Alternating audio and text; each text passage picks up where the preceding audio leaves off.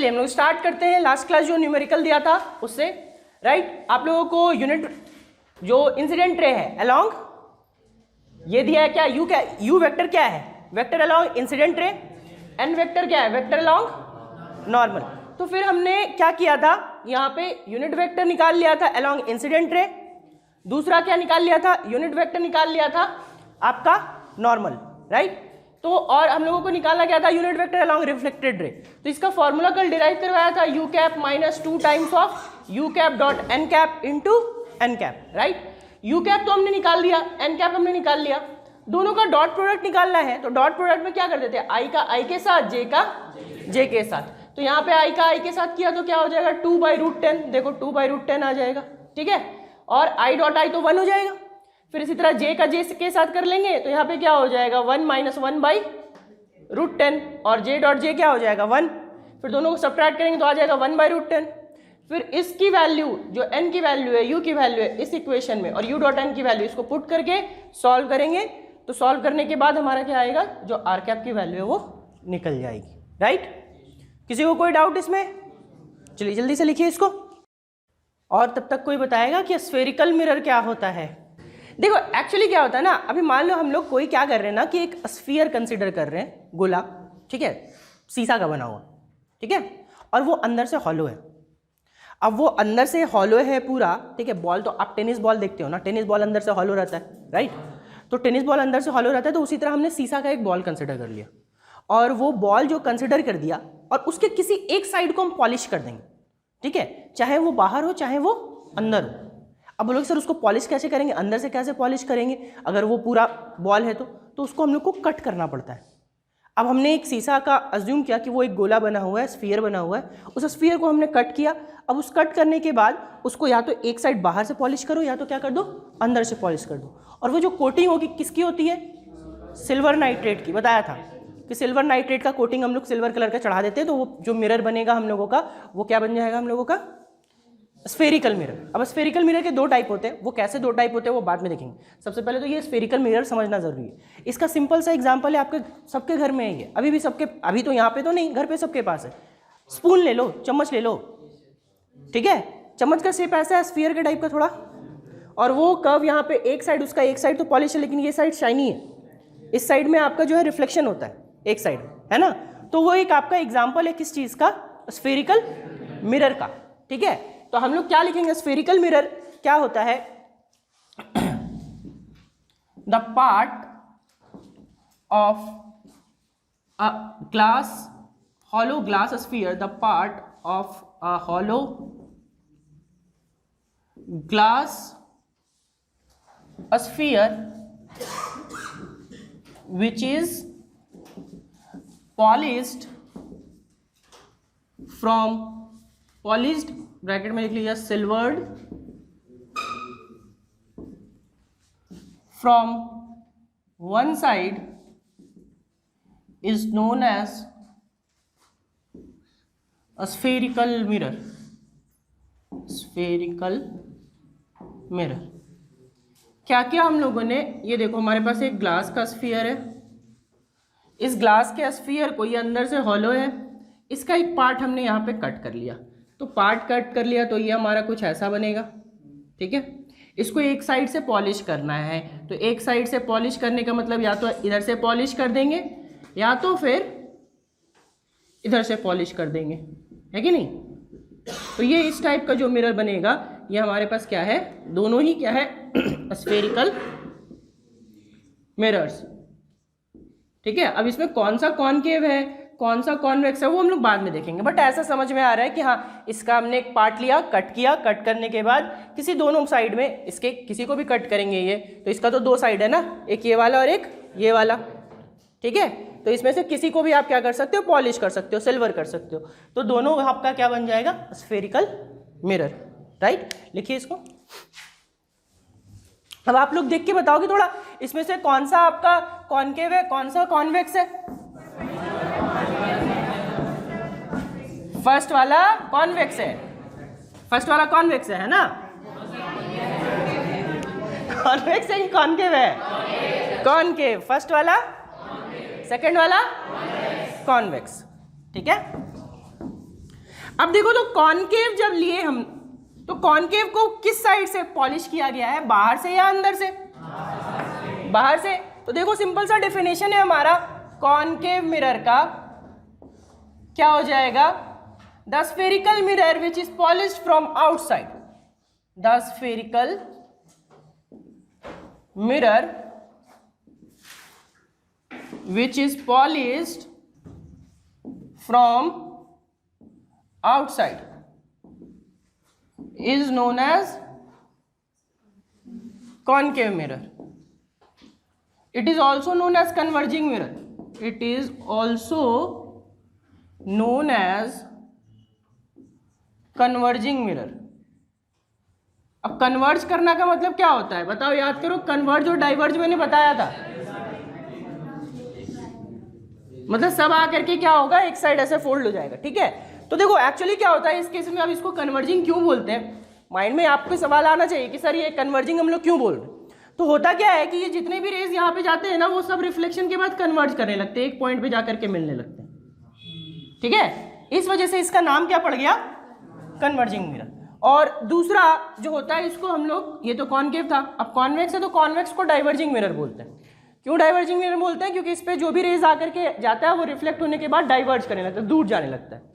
Concave mirror में क्या होगा, स्ट्राइक करेगा, रिफ्लेक्शन के बाद पास आने लगेगा, ठीक है। और कॉन्वेक्स मिरर क्या करेगा, आपका रिफ्लेक्ट होने के बाद डाइवर्ज यानी कि दूर जाने लगेगा। समझ आ रही बात? चलो, तो यहाँ पे आ गया आपका कन्वर्जिंग मिरर, और इसका आप ये ऐसे बना लो। अच्छा ये किस टाइप का मिरर है बताओ तो, ये वाला,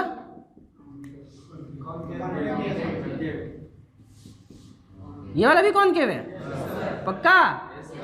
हाँ तो ध्यान रखना, कभी ऐसा रहे कभी ऐसा रहे, पलट दे, इसका मतलब ये नहीं हो जाएगा कि ये कॉन्वेक्स हो जाएगा। दोनों बस पॉलिशिंग देखनी है कि पॉलिशिंग किधर से, ये आउटर सरफेस पॉलिश्ड है ना, तो ये क्या हो जाएगा, कॉनकेव मिरर, ठीक है। दूसरा आ जाएगा कॉन्वेक्स मिरर। कॉन्वेक्स मिरर आप ही लोग बताओगे क्या हो जाएगा convex mirror, which is polished from inside, लिख लीजिए जल्दी से। और इसका दूसरा नाम क्या होगा, डाइवर्जिंग मिरर। अब देखना लेंस में जो नाम है ना चेंज हो जाएगा, वहां पे आपका जैसे यहाँ कॉनकेव कन्वर्जिंग है ना, वहां पे कॉन्वेक्स लेंस कन्वर्जिंग हो जाता है, ठीक है। जब लेंस लूंगा तो वहां बताऊंगा, ये कन्वर्जिंग डाइवर्जिंग वाला नाम वहां चेंज हो जाता है। अब इसका दोनों फिगर बना लेना, ठीक है। दोनों फिगर कौन कौन सा होगा, सबसे पहला तो एक ऐसा होगा, देखो इसको पॉलिश्ड फ्रॉम, देखो ये इनसाइड पॉलिश्ड है ना, फिर दूसरा ऐसा होगा,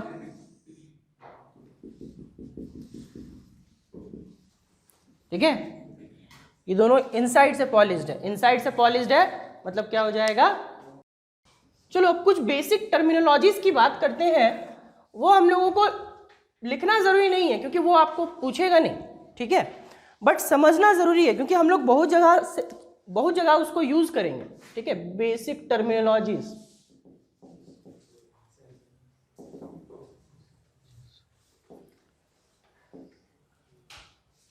सबसे पहला जो हम लोग बात करेंगे वो बात करेंगे सेंटर ऑफ कर्वेचर का।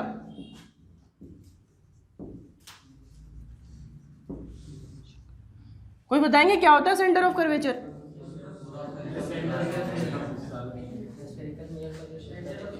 स्फेरिकल मिरर का सेंटर, पक्का? Yes exactly, this one is the correct. Spherical mirror का सेंटर, ये स्फेरिकल मिरर है, इसका सेंटर यहां पे आ जाएगा, ठीक है। जिस स्फीयर से मिरर फॉर्म हुआ है उसके सेंटर को क्या बोलेंगे, centre of curvature.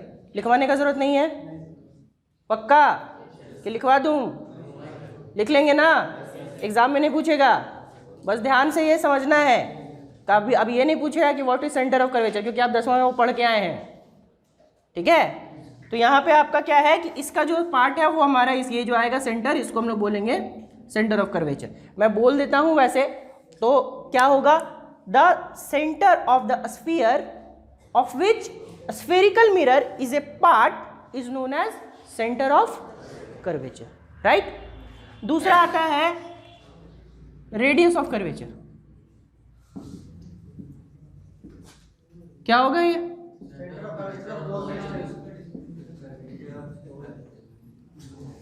Centre of curvature और पोल तो मैंने डिफाइन ही नहीं किया। पोल कहाँ है? अभी तक डिफाइन किया पोल, तो आपने पोल यूज कैसे कर लिया? अरे ये स्फीयर का रेडियस जो होगा वही तो होगा, ठीक है। The radius of the sphere of which mirror is a part is known as radius of curvature, ठीक है। समझ आई बात? ये स्फीयर का ही पार्ट है ना, ये किसका है? ये स्फीयर का पार्ट है। तो इस स्फीयर का जो रेडियस होगा उसी को क्या बोलेंगे? Radius of curvature, radius of curvature. तीसरा आ गया पोल। अब इसको आप बोल सकते हो ज्योमेट्रिकल सेंटर, ठीक है। ये तो था सेंटर ऑफ द स्फीयर, लेकिन पोल जो होता है वो क्या होता है? Geometrical centre of the mirror. तो ज्योमेट्रिकल सेंटर मतलब ये कुछ बॉडी, इसका मिरर है, इस मिरर का बीच वाला पार्ट, तो ये क्या हो जाएगा? पोल हो जाएगा। समझ आ रही बातें? तो उसको हम लोग क्या बोल देंगे? पोल, राइट।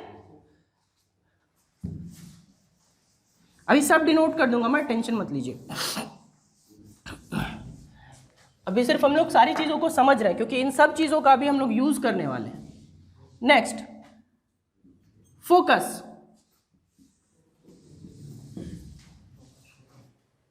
बताइए।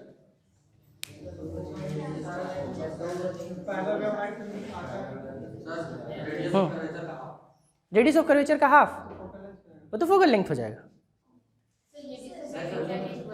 रेडियस ऑफ कर्वेचर के इक्वल। और कोई? हाँ बोलिए ना, बिल्कुल बोलिए।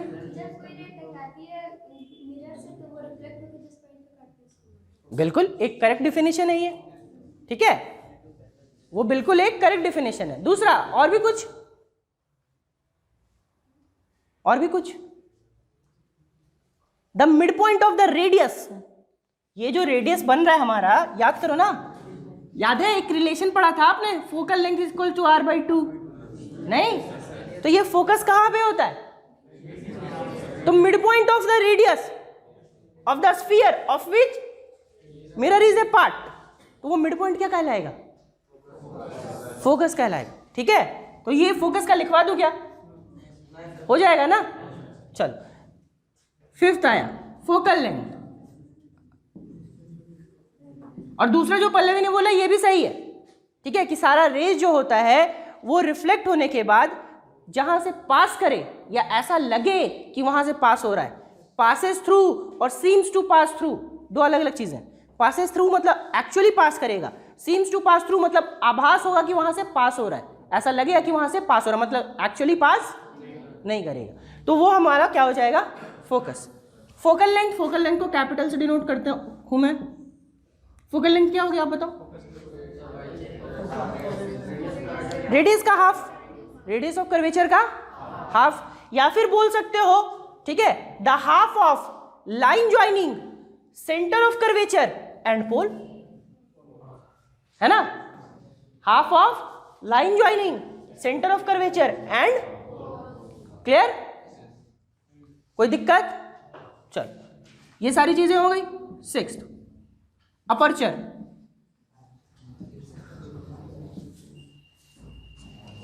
ये सुने कोई? नहीं सुने, इसको लिखवा देता हूं। ये देखो, ये जो लंबाई होगी ना, तो ये geometrical length of the mirror, ये जो लंबाई, मिरर की जो लंबाई होगी, इसको क्या बोलते हैं हम लोग? अपर्चर, ठीक है, the geometrical length of the mirror.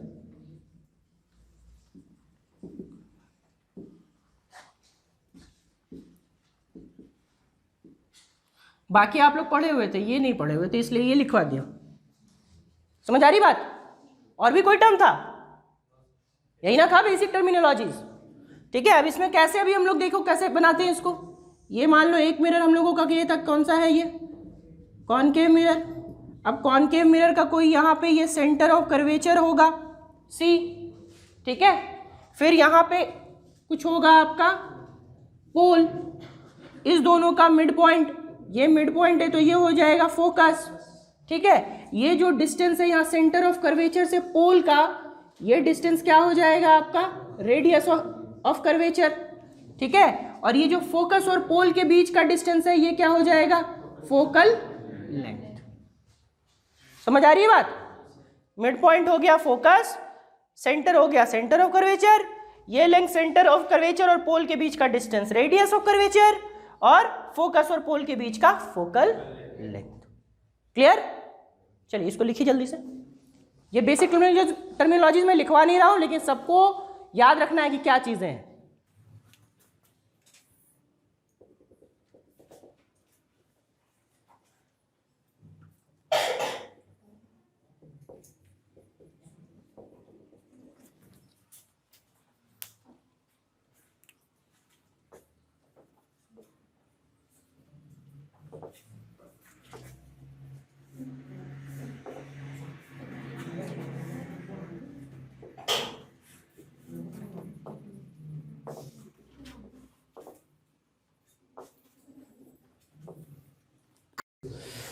चलो अभी बताओ तो ये जरा सा ये देखता हूं कि एचडी में याद आता है कि एसडी में याद आता है। बताओ अभी आ रहा है एचडी में वो याद?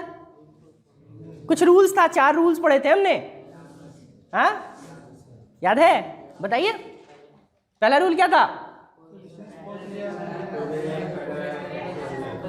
फोकस से जाएगा, पक्का?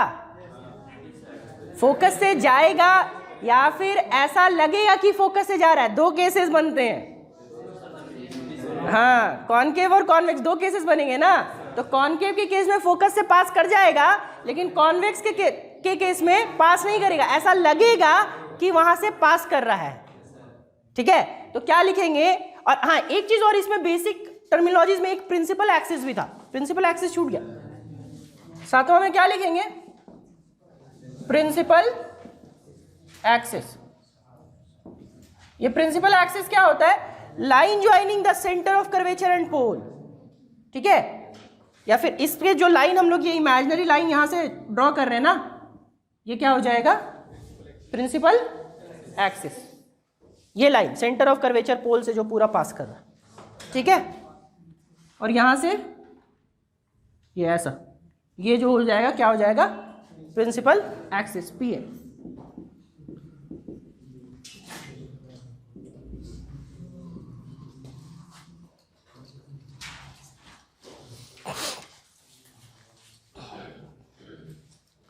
चलो तो पहला रूल पे आते हैं। पहला रूल क्या बोला था? द लाइन लाइट रे passing parallel to principal axis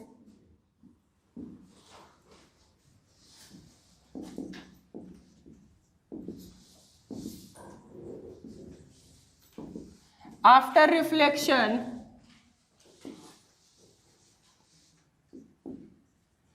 passes through focus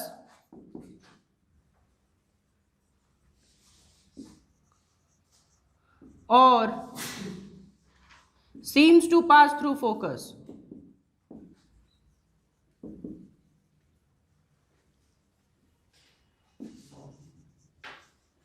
ठीक है, कैसा इसका रे डायग्राम बनेगा? एक रे का, ये देखो हमारे पास ये हमारा मिरर है, ये प्रिंसिपल एक्सिस है, ये लाइट यहाँ से जाएगा, ये पैरेलल आ रहा है। तो इस केस में पैरेलल आने पे ये कहाँ से पास कर जाएगा? फोकस से, रिफ्लेक्शन के बाद। ठीक है, सेकेंड केस जो हमारा बनेगा, सेकेंड केस में क्या था? ये वाला। तो इस केस में क्या होगा? रिफ्लेक्शन होगा यहाँ से और ये ऐसा डाइवर्ज कर जाएगा। ठीक है, ये देखो ऐसा लग रहा है कि यहाँ से पास किया होगा, लेकिन एक्चुअली ये पास नहीं हुआ। ठीक है, seems to diverge from focus लिख लो, that will be correct। seems to diverge from focus। ये नीचे लिख लेना है यार, किसके लिए? कॉनकेव के लिए, कॉन्वेक्स के लिए। दूसरा क्या था बताओ तो? इसी का जस्ट उल्टा। अगर फोकस से पास करेगा तो फोकस से पास करेगा तो क्या हो जाता है? रिफ्लेक्शन के बाद प्रिंसिपल एक्सिस से पैरेलल आएगा। वो तो लेकिन कॉनकेव के केस में होगा। इस केस में क्या होगा?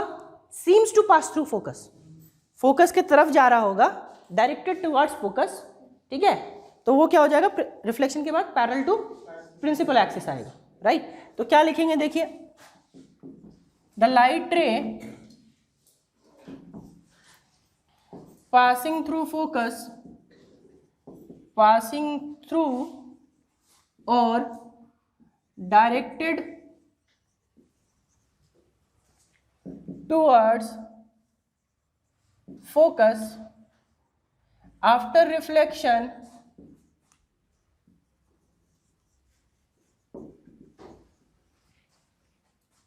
will emerge parallel to principal axis।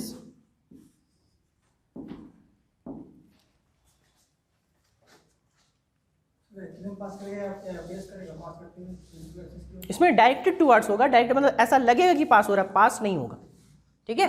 एक है ना पासिंग थ्रू और दूसरा सीम्स टू पास थ्रू भी लिख सकते हो, या डायरेक्टेड टुवर्ड्स फोकस। अभी दिखाता हूँ रे डायग्राम बना के, ये देखो, ये यहाँ से है मान लो, और ये हमारा प्रिंसिपल एक्सिस है, यहाँ से ये फोकस है, ये यहाँ से देखो एक्चुअली पास कर रहा है, ठीक है, और ये आपका रिफ्लेक्ट होके पैरेलल निकल जाएगा।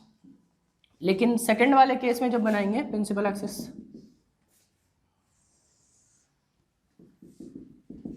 देखो इसका फोकस तो कहीं इस साइड होगा, ठीक है, तो ये डायरेक्टेड टुवर्ड्स फोकस होगा। देखो एक्चुअली ये पास कर रहा है क्या, नहीं, ऐसा लग रहा है कि ये यहां से पास करना चाहिए, डायरेक्टेड है, डायरेक्टेड मतलब फोकस के तरफ जा रहा है, मगर वो फोकस से पास नहीं कर रहा है, ठीक है, तो ये फोकस है। अब ये क्या हो जाएगा, पैरेलल निकलेगा यहाँ से कुछ ऐसा ही, क्या हो जाएगा, पैरेलल आ जाएगा, ठीक है। तीसरा, थर्ड रूल क्या था,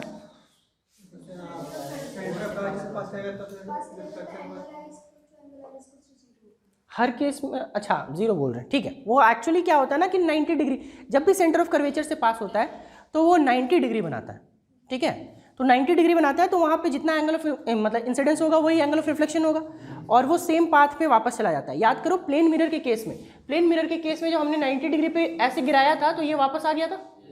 तो इसी तरह से अब बहुत सारे लोग उसमें कंफ्यूज रहते हैं कि सर वो अपने रे पे, अपने पाथ पे वापस क्यों रिटर्न हो गया, क्योंकि वो 90 डिग्री पे गिरा है, ठीक है, वो टोटल परपेंडिकुलर होता है सरफेस पे उस केस में, ठीक है। तो एंगल ऑफ इंसिडेंस क्या हो जाता है, जीरो, और एंगल ऑफ रिफ्लेक्शन भी क्या हो जाता है, जीरो। तो थर्ड वाला केस हम लोग वही लिखेंगे, द लाइट रे passing through centre of curvature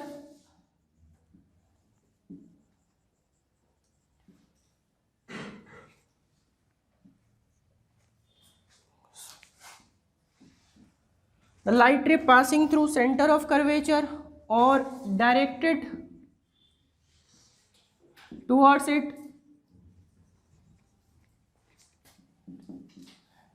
after reflection will retrace its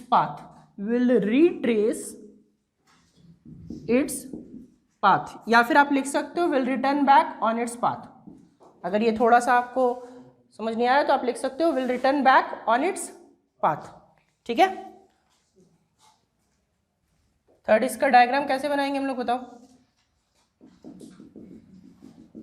ये सेंटर ऑफ कर्वेचर यहां से पास करेगा, राइट, सेंटर ऑफ कर्वेचर से ये लाइन आएगा, ऐसा सीधा पास कर जाएगा, और ये यहां से आया और ये चुपचाप क्या हो जाएगा, ये इस बार ये सेंटर ऑफ कर्वेचर है, बाकी में देखो फोकस बनाया था, इसके पहले वाले रे डायग्राम में वहां पे फोकस बनाया था, इस वाले में यहाँ पॉइंट को क्या नाम देंगे, सेंटर ऑफ कर्वेचर, क्योंकि वो किससे पास कर रहा है, सेंटर ऑफ कर्वेचर से। तो सेंटर ऑफ कर्वेचर से पास कर रहा है, तो ये इधर जाएगा और ये यहाँ आ जाएगा। क्यों आएगा भाई, क्योंकि ये यहाँ पे कितना बना रहा होगा, 90 डिग्री। समझ आ रही बातें। तो कोई भी लाइट रे अगर सेंटर ऑफ कर्वेचर से पास करेगा तो वो हमेशा अपने पाथ पे वापस जाएगा, क्योंकि वो मिरर पे 90 डिग्री पे फॉल करता है, ठीक है। दूसरा केस यहाँ पे आपका देखो, अब इसमें क्या होगा, इसमें सेंटर ऑफ कर्वेचर तो इसका इस साइड होगा, और एक्चुअली ये सेंटर ऑफ कर्वेचर से मीट नहीं कर सकता है, ठीक है, ये तो सिर्फ इधर यहाँ पे ऐसा आ सकता है ना, ठीक है। तो ये ऐसा आएगा और ये वापस रिटर्न हो जाएगा, क्योंकि ये एंगल कितना पे फॉल कर रहा होगा, 90 डिग्री पे। फोर्थ रूल क्या था?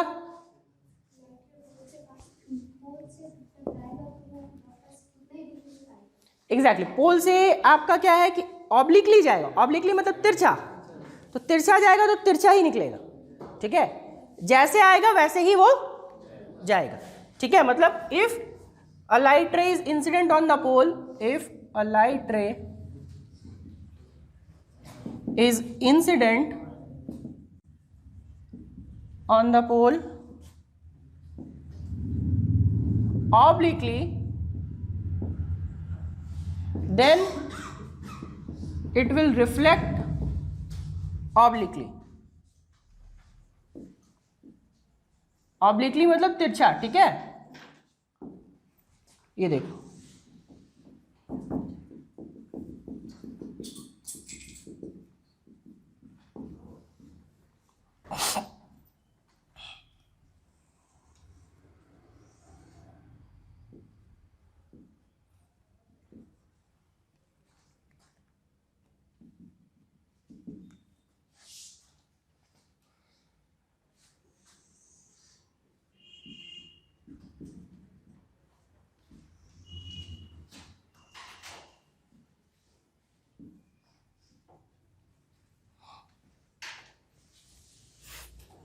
चलिए बनाइए जल्दी इसको। अब एचडी में याद आ गया सबको? याद था? चलिए बहुत अच्छी बात है, धुंधला धुंधला अब एचडी में हो गया होगा, क्योंकि आगे अभी बहुत काम आने वाला है। ये रे डायग्राम जब बनाएंगे ना हम लोग, और रे डायग्राम 6 का 6, 6 और 2 8 केसेस, सबका सब आपको बना के आना है नेक्स्ट क्लास में। 6 और 2 8, मैं अभी 1 2 बनाना सिखाऊंगा और बाकी सब आपका होमवर्क है।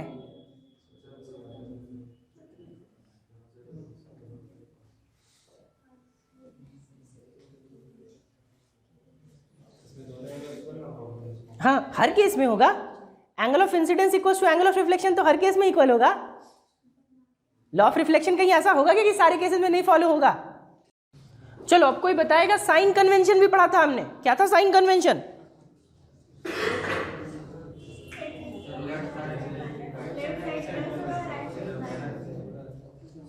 कोऑर्डिनेट सिस्टम, बस कोऑर्डिनेट सिस्टम याद रखना है। कोऑर्डिनेट सिस्टम में क्या, इस पोल को हम लोग क्या लेते थे, ओरिजिन, राइट। अब ओरिजिन के देखो एक्चुअली रूल्स 2 तरीके के, इस सिस्टम को हम लोग इसलिए फॉलो करते हैं क्योंकि ऑब्जेक्ट हमेशा इस साइड रखते हैं। अगर मैं इस सिस्टम को ही चेंज कर दूं, ठीक है, तो आपका हर बार इस साइड पॉजिटिव नहीं होगा। मैं जैसे अभी आपको एक सिंपल सा केस देता हूं, ये सबका हो गया, पहले ये बताओ। देखो हम लोगों के पास क्या है कि मिरर ऐसा है, ठीक है,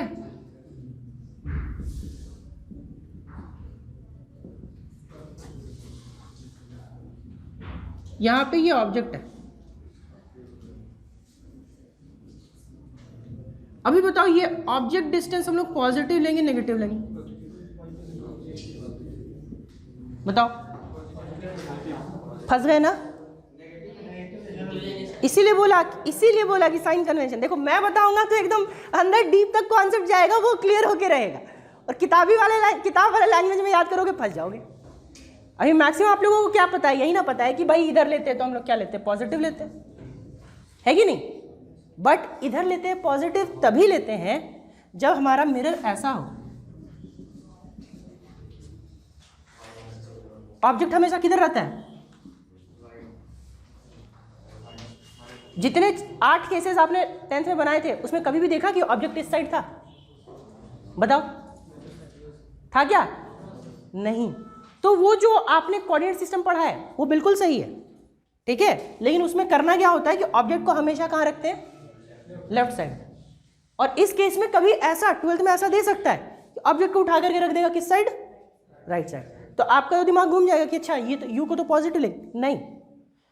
ऑब्जेक्ट देखो, जो लाइट रे जहां से चल रहा है, लाइट के डायरेक्शन में अगर आप जा रहे हो, मेरी बात को समझना ध्यान से, लाइट के अगर डायरेक्शन में जा रहे हो तो चीजें पॉजिटिव आएंगी, और लाइट के ऑपोजिट डायरेक्शन में जा रहे हो तो चीजें, देखो तो अगर आप यहां से यहां मेजर करोगे ना, अब ये लाइट रे इधर से इधर आ रहा है, आप लाइट के डायरेक्शन में जा रहे हो या ऑपोजिट डायरेक्शन में जा रहे हो? ऑपोजिट डायरेक्शन यानी कि यू। समझ आया बात? अभी अगर यहाँ पे इमेज डिस्टेंस सपोज कहीं यहाँ पे होता, ठीक है, कहीं यहाँ पे होता, वर्चुअल के केस में तो यहाँ पे होगा ना, तो जब इमेज यहाँ पे बनेगा, अभी बताओ इस जगह से लेंगे तो ये आप इस साइड लाइट के डायरेक्शन में जा रहे हो या लाइट के अपोजिट डायरेक्शन में जा रहे हो? तो डायरेक्शन में जाए तो पॉजिटिव या नेगेटिव? पॉजिटिव। समझ आ रही बातें? ठीक है ना? तो ये कॉन्सेप्ट क्लियर होना चाहिए एकदम कि अच्छा अगर लाइट की डायरेक्शन में जा रहे, जब तक ऑब्जेक्ट इस साइड है, जब तक ऑब्जेक्ट आपका लेफ्ट साइड है, कोई टेंशन नहीं, चुपचाप पोल मानो, यहाँ पे इस साइड आपका आ जाएगा पॉजिटिव, इस साइड आ जाएगा, ऊपर आ जाएगा, नीचे आ जाएगा, राइट? लेकिन जहां से ऑब्जेक्ट पलट दिया तो ऑब्जेक्ट पलट दिया तो अपने आप दिमाग काम करना चाहिए कि अब ये सिस्टम नहीं फॉलो करना है। अब कौन सा सिस्टम फॉलो करना है? लाइट वाला, इंसिडेंट रे वाला, कि रे के डायरेक्शन में पॉजिटिव, रे के अपोजिट डायरेक्शन में। क्लियर? लिखवाने का जरूरत है क्या? साइन कन्वेंशन लिख लोगे? तो पहला होमवर्क क्या है? साइन कन्वेंशन लिख के आना है, ठीक है? मैं नोट्स वैसे डाल दूंगा ग्रुप में, नोट्स में डाल दूंगा, आपको क्या करना है? सिर्फ लिख के आना है, पहला चीज। दूसरा, 6 और 2 8 रे डायग्राम। कितने रे डायग्राम है? 8 रे डायग्राम। तो सबको वो बना के आना है। मैं फिर से उसको कल, क्योंकि मैं कल स्पीड में बना के निकलूंगा, उस टाइम सबको समझ में आया कि सर क्या किए, पास कर गए, ठीक है? राजधानी के जैसा, कल बता देता हूँ, नेक्स्ट क्लास में पता चलेगा सर राजधानी के जैसा पास कर गए और आप लोग बैलगाड़ी की तरह आगे आगे बढ़ रहे हो, ठीक है? तो उससे अच्छा है कि आप लोग पहले नोटबुक में बना लेना, फिर मैं आप अगर राजधानी की तरह पास भी करूंगा तो भी आप लोग कम से कम सुपर एक्सप्रेस की तरह पीछे पीछे आ सकते हो। समझ आ रही है ना बात? तो इसलिए हम लोग 6 के 6 केसेस थे, 6 और 2 8 केसेस। तो आपका होमवर्क क्या क्या है? 8 केसेस रे डायग्राम के और साइन कन्वेंशन। और उस 8 केसेस में क्या क्या लिखना है मैं बता दे रहा हूं। 8 केसेस में भी हम लोग कुछ प्रॉपर्टीज लिखते थे। सबसे पहले लिखते थे ऑब्जेक्ट कहां पे है, कभी सेंटर ऑफ कर्वेचर पे, कभी इंफिनिटी पे। फिर दूसरा क्या, ऑब्जेक्ट डिस्टेंस लिखते थे। फिर लिखते थे क्या, इमेज डिस्टेंस, की इमेज कहां पे फॉर्म होगा। फिर लिखते थे नेचर, कि इमेज कैसा होता है, real and inverted, virtual and erect, right. फिर उसका साइज, साइज ऑफ इमेज, यानी कि मैग्नीफाइड होगा या फिर डिमिनिश्ड होगा, ये सारी चीजें देखते थे ना। तो ये आपको ध्यान रखना है, 1 2 3 4, वो रे डायग्राम के साथ ये 4 चीजें भी आपको मेंशन करनी है, राइट। समझ में आ गई ना बात? तो आज हम लोग यहां तक रखते हैं, बाकी नेक्स्ट क्लास में कंटिन्यू करेंगे।